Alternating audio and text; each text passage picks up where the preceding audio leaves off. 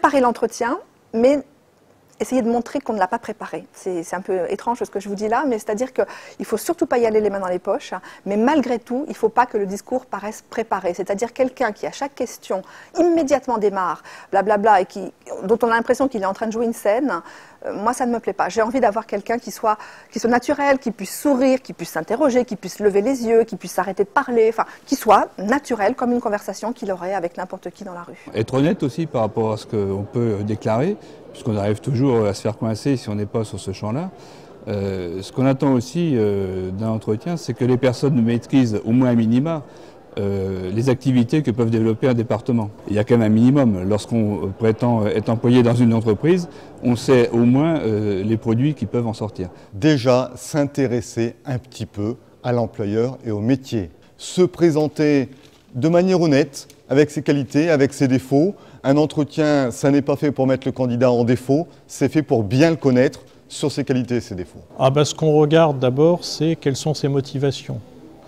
Pour être très franc, quelqu'un qui vient nous dire je veux être recruté là parce que je vais devenir fonctionnaire et j'aurai la paix, il a beaucoup moins de chances que celui qui va nous dire qu'il va défendre des valeurs de service public et qu'il est capable de dire lesquelles. L'intérêt général, un certain nombre de notions qui sont liées au fond au service public. Qu'il mette en avant effectivement ses compétences et donc pas uniquement les diplômes qu'il a, et que par ailleurs il nous explique pourquoi sa candidature dans notre collectivité est particulière et ce qu'elle a d'original. Qu'il mette en évidence ce qu'il est capable de nous apporter, en plus de ses compétences habituelles comme d'autres candidats, sa capacité d'innovation, son implication possible.